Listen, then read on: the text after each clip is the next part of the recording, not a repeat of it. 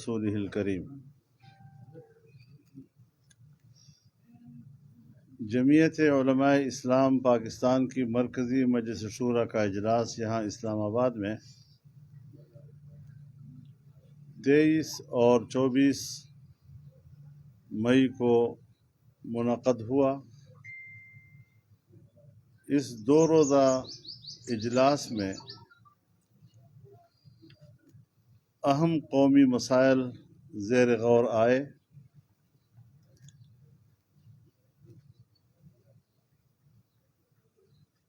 جمعیت علماء اسلام متحرک کیا جائے گا۔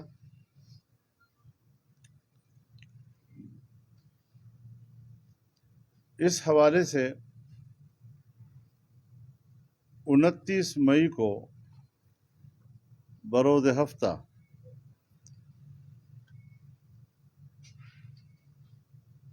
پی ڈی ایم کا سربراہی اجلاس بلا لیا گیا ہے۔ جمعیت علماء اسلام اس اجلاس میں اپنی تجاویز دے گی اور تمام جماعتوں کے مشاورت کے ساتھ ایک مشترکہ لائحہ عمل طے کیا جائے گا۔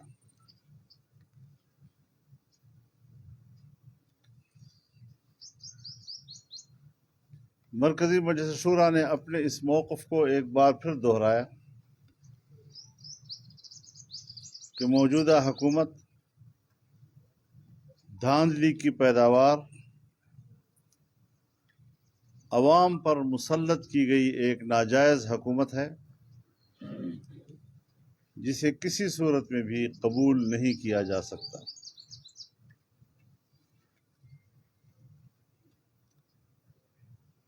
3 سالوں کے اندر اس حکومت نے ملک کو معاشی لحاظ سے دیوالیہ کر دیا ہے اور غریب عوام پر مہنگائی کا پہاڑ گرا کر ان کی کمر توڑ دی ہے۔ اس وقت پاکستان کی معیشت جمود کا شکار ہے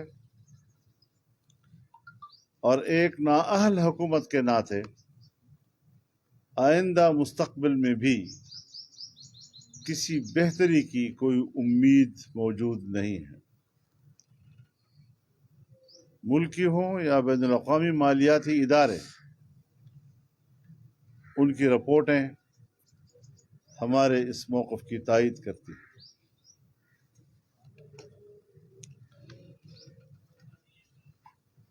اس حکومت نے باقاعدہ ایک سوچی سمجھی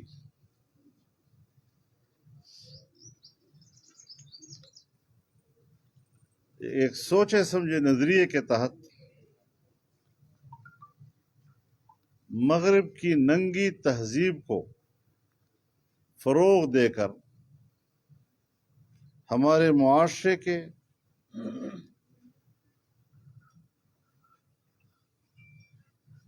حسن پر اور اس کے شائستہ کردار پر بدنما دھبا داغا ہے۔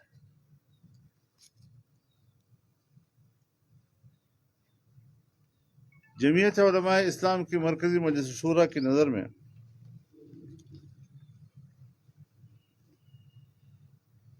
قیام امن کے دعوے ہوا میں تحلیل ہو گئے۔ دہشت گردی کا عفریت پھر آئے روز 10 یوں پرامن شہریوں کی زندگیاں نگل لیتا ہے۔ فاٹا کے علاقے میں نیا نظام غیر مؤثر ثابت ہوا ہے اور ایک بار پھر وہاں سے بدامنی کی فضا پورے ملک میں سرایت کر رہی ہے۔ ملک کے مختلف صوبوں میں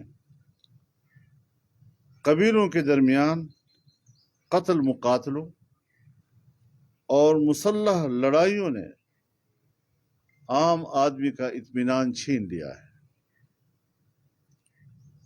اور حکومت اس صورتحال کو قابو میں لانے اور عوام کو پرامن اور پرسکون زندگی کا حق دلانے میں بے بس نظر آ رہی ہے۔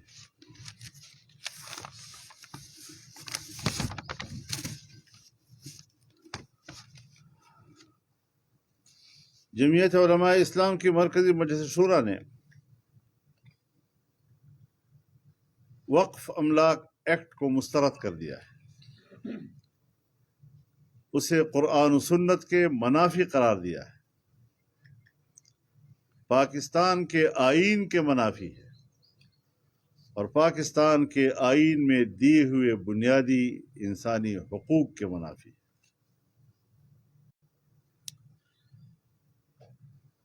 مطالبہ کیا ہے کہ اس قانون کو واپس لے کر اس کی شرعی، آئینی اور بنیادی انسانی حقوق کی حیثیت کے تعین کے لیے اسے اسلامی نظریاتی کونسل میں بھیج دیا جائے۔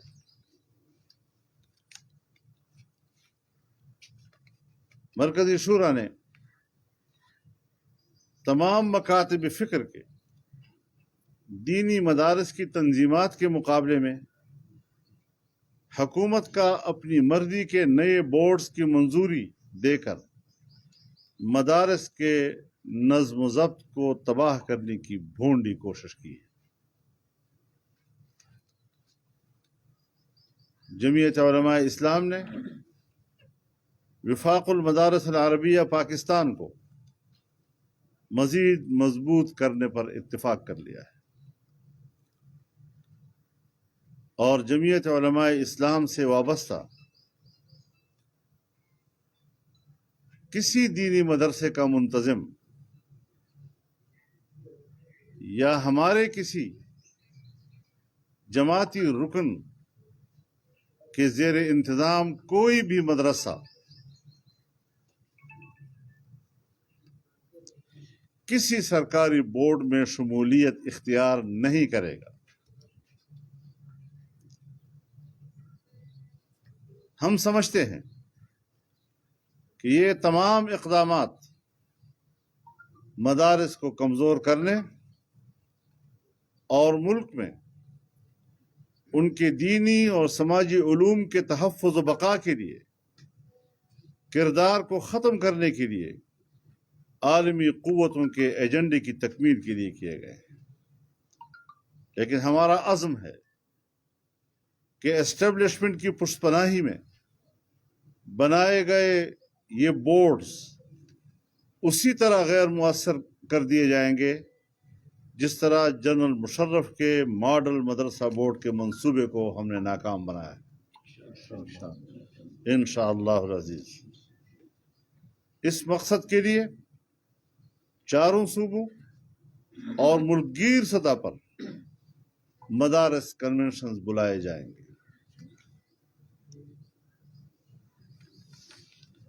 اور اس حوالے سے ہم نے اپیل کی ہے وفاق المدارس العربیہ سے کہ وہ چاروں صوبوں میں مدارس کنونشن بلانے کا اہتمام کریں۔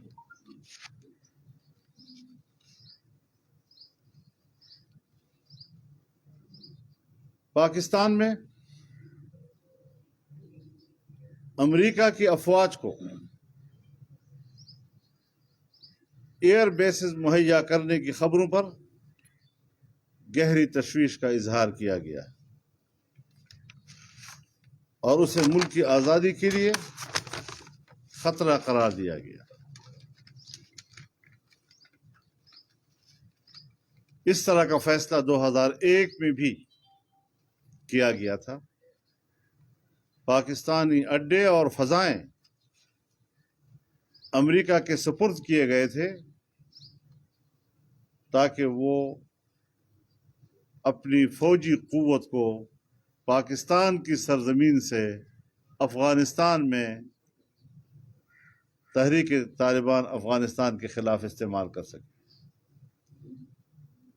افغانستان کے کسی داخلی معاملے میں اگر پاکستان کی سرزمین اس کے خلاف استعمال ہوتی ہے تو یہ پاکستان کو بغیر کسی قیمت کے جنگ میں دھکیلنے کی ایک انتہائی شرمناک پالیسی ہوا کرتی ہے۔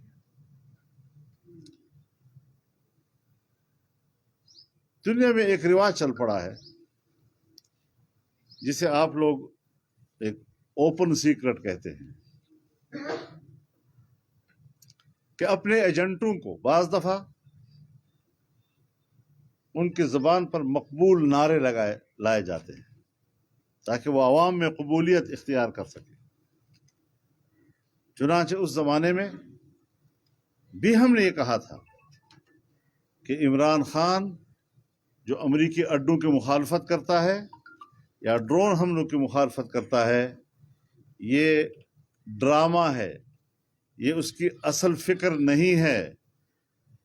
اس کو بھی ہم نے کہا تھا کہ وہ کسی کے ایجنڈے پہ کام کر رہا ہے، اور پھر اسی کو زینہ بنا کر آج اس کو جب اقتدار دیا گیا، ایک طرف افغانستان میں مسئلہ حل ہو رہا ہے، طالبان کی ایک شرط یہ ہے کہ تمام فوجیں نکل جائیں، اور جب دوحہ معاہدے میں یہ شرط منوا لی گئی ہے تو پھر افغانستان سے نکل کر پاکستان میں اڈے لے لینا، آپ بتائیں کہ یہ اس معاہدے کو کون سا رنگ دینے کی کوشش ہے؟ اور آج ہماری حکومت اس کی اجازت دے رہی ہے۔ کس طرح عمران خان کا اصل چہرہ اس حوالے سے ایک بار پھر بے نقاب ہو رہا ہے۔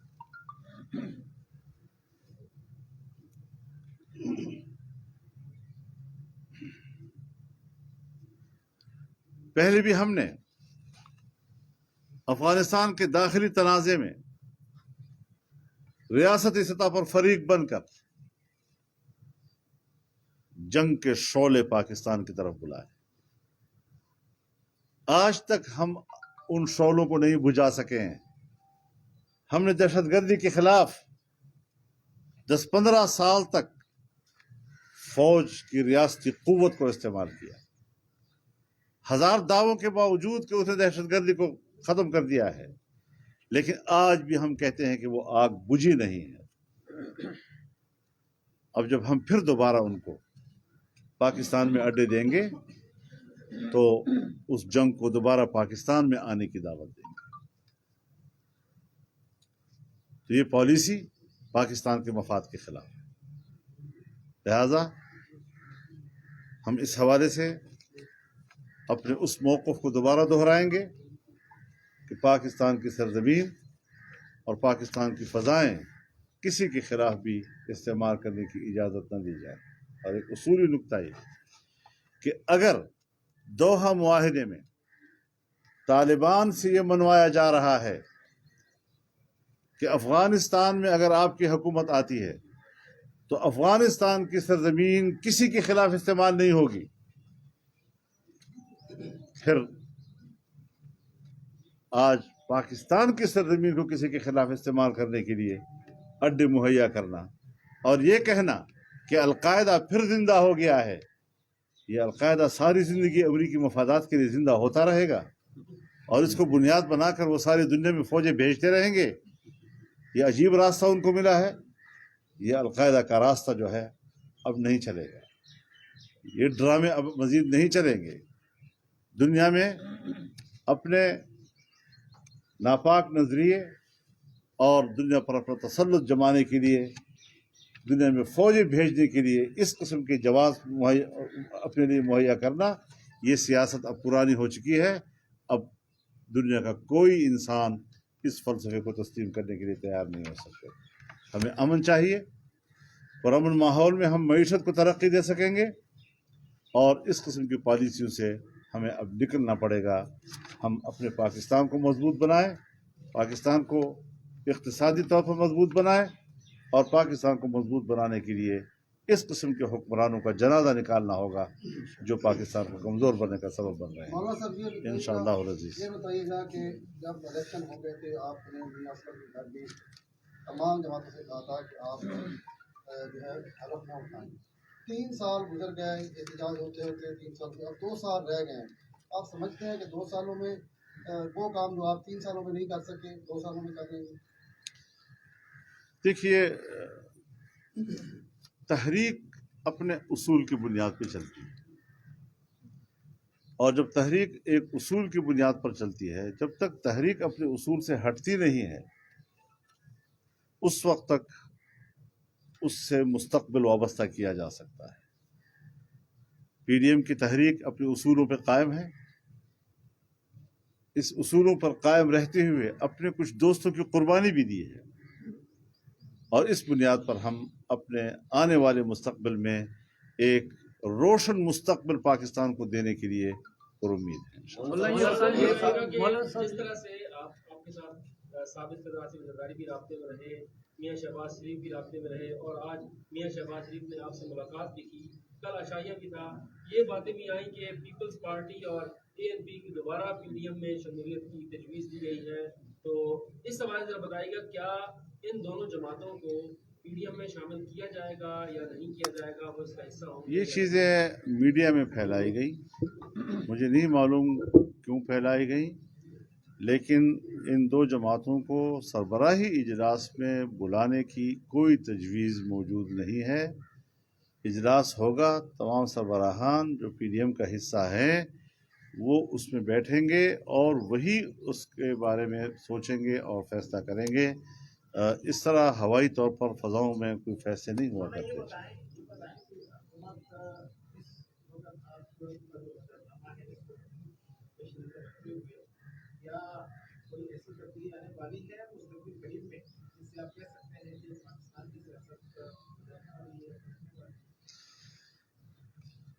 جب ہم ایسی صورتحال کے بارے میں سوچیں گے، اور یہ جو آپ کا سوال ہے اس حوالے سے کوئی فضا ہمیں موجود نظر آئے گی تو اسٹریٹجی کے اوپر غور کیا جا سکتا ہے مقصد کے حصول کے لیے۔ مولانا صاحب، آج شہباز شریف صاحب نے آپ سے ملاقات کی ہے، شہباز شریف صاحب نے آپ سے ملاقات کی ہے، اس پہ انہوں نے اے این پی یا پیپلز پارٹی کی واپسی کے حوالے سے کوئی بات کی ہے، ہاں یا نہ میں؟ آج تو وہ بیمار کرسی کے لیے آئے تھے، اور یہ بات ہم نے طے کیا ہے کہ جو بھی ہوگا وہ ہم پی ڈی ایم کے اجلاس میں ہی طے کریں گے۔ اگر امریکن فوج پاکستان کی سرزمین استعمال کرتے ہیں تو جمعیت علماء اسلام کا عمل عمل کیا ہوگا؟ میں نے اپنا نقطۂ نظر دے دیا ہے اور ہمارا ہر لائحہ عمل اسی نقطۂ نظر کے تابع ہے۔ مولانا صاحب، پی ڈی ایم پہ اب آگے شہباز شریف کا جو نیریٹو ہے، جو مقامتی ان کی پالیسی رہی ہے، ان کی سیاست کی، وہی اثر انداز نظر آئے کہ پی ڈی ایم میں شہباز نواز شریف کا یہ نیریٹو چلے گا؟ مفاہمت سے آپ کی مراد کیا ہے؟ شہباز صاحب، کیونکہ ان کے بارے میں لوگ کہتے ہیں کہ وہ اسٹیبلشمنٹ کے خلاف اگریسو، جس طرح پی ڈی ایم یا نواز شریف رہے ہیں اس طرح نہیں ہوتے۔ دیکھیے، میں ایک بات واضح کر دوں، اسٹیبلشمنٹ سے مفاہمت یا اسٹیبلشمنٹ کے ساتھ مزاحمت میرے نزدیک یہ عنوان غلط ہے۔ ہم یہ ضرور چاہتے ہیں اور بڑے شدت کے ساتھ ہم اس موقف کی بات کرتے ہیں کہ ہر ایک کو اپنے آئینی دائرۂ کار کی طرف جانا ہوگا، لہذا آئین کے اندر فوج کا بھی اپنا ایک دائرۂ کار ہے۔ اگر ہم نے آئین کا حلف اٹھایا ہے تو انہوں نے بھی آئین کا حلف اٹھایا ہے۔ اگر ہم ملک کی سیاست میں اپنے کردار کے لیے ایک آئینی حلف کے پابند ہیں تو وہ ملک کی سیاست میں کوئی کردار ادا نہ کرنے کے آئینی حلف کے پابند ہیں۔ تو دونوں کا میدان بڑا واضح ہے، اس حوالے سے کوئی بات کسی کو بری نہیں لگنی چاہیے۔ ملک ملک ہے، ملک جب چلتا ہے تو سیاستدان اکیلے نہیں چلایا کرتا۔ ملک میں ہماری بیوروکریسی بھی ساتھ چلتی ہے، اسٹیبلشمنٹ بھی ساتھ چلتی ہے، مشاورت بھی رہتی ہے، ان کا انپٹ بھی لیا جاتا ہے، اور اس طریقے سے ملک کا نظام چل رہا ہوتا ہے۔ لہذا کسی کو ایسا جواب دے دینا کہ آپ تو پاکستان میں، وہ کہیں کہ سیاستدان پاکستان کا حصہ نہیں اور ہم کہیں کہ اسٹیبلشمنٹ پاکستان کا حصہ نہیں، یہ انتہا پسندی ہے، اس کو نہیں ہونا چاہیے۔ لانگ مارچ کا آپشن برقرار ہے یا اس سے دستبردار ہو گئے؟ نہیں، برقرار ایک قریبی ایسا رابطہ کہ جس میں ہم مشاورت ہو گئے ہیں، کہیں ان کا کوئی درپردہ کو رابطے اسٹیبلشمنٹ سے ہو رہے ہیں کہ صلح کا بیان بھی دیا ہوا ہے؟ میرے خیال میں یہ چیزیں کچھ سیاستدانوں پر چھوڑ دیں، وہ ان کا میدان ہے، इलेक्शन उन्होंने लड़ना है, आइंदा हुकूमत के बारे में उन्होंने सोचना है और उसके लिए उन्होंने अपने रवैयों का तयन करना है, अपनी हिकमत अमली का तयन करना है। अब मुश्किल ये है कि हमसे तो सारी चीज़ें आप लोग ज़बरदस्ती बनवाते हैं, ज़बरदस्ती ना बनवाया करें।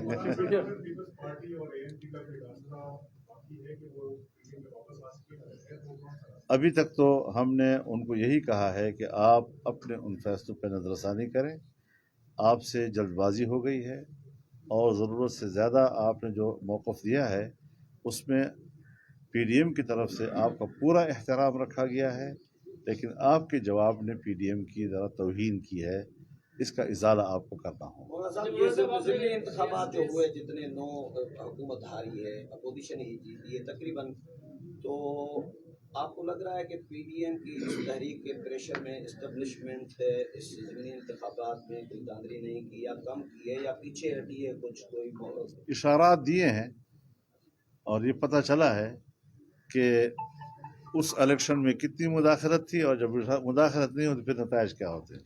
तो दोनों का अंदाज़ा भी पब्लिक को चल गया है कि जब ये मुदाखलत करते हैं तो फिर क्या नतीजा होता है, जब नहीं करते तो फिर क्या नतीजा होता है, ये भी बात सामने आ गई। ये बता दीजिएगा कि आज पीपल्स पार्टी ने अपना मौक़िफ़ दिया है, रद्द-ए-अमल दिया है शायद खान अब्बासी और मरीम नवाज के बयान पर कि पीपल्स पार्टी अपने मौक़िफ़ पर आज भी कायम है, डटी हुई है। पीडीएम को उन्होंने गैर पार्लिमानी और सियासी अपने एजेंडे का कह दिया, ज़ाती एजेंडे पर, इस पर क्या कहेंगे? मुझे इस बयान का इल्म नहीं है अभी तक, तो हम अपनी बात करेंगे जो हमने पहले आदाब और एहतराम के अंदर की है। और मेरा ख्याल में मुश्किल ये है कि पीपल्स पार्टी की क़ियादत अभी मैच्योर नहीं है कि वो उस प्रोटोकॉल को फॉलो कर सके जो सियासतदानों के दरमियान हुआ करता है।